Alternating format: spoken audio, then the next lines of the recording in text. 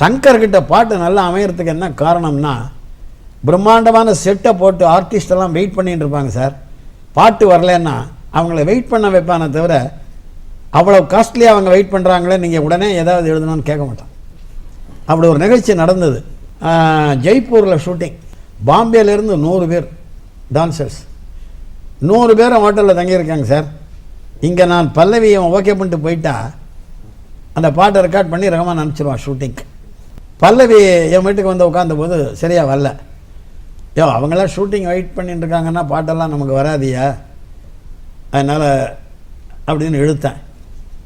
அவங்க 2 நாள் 3 நாள் ஆனால் கூட பரவாயில்லனா, நான் 3ஆவது நாள் சாயந்தரம் தான் நீ வந்து இந்த உடும்பு மாதிரியெல்லாம் செவுத்தில் ஏற போகிறேன், இப்படியெல்லாம் படம் பண்ண போகிறேன்னு சொன்னதுனால ஒரு மேஜிக்காக தானே இருக்குது. அதனால் மாயா மச்சீந்திரான்னு எழுதி, அதுதான் மந்திரி தந்திரியெல்லாம் வரும். அந்த பாட்டுகளும் பெரிய ஹிட்டு.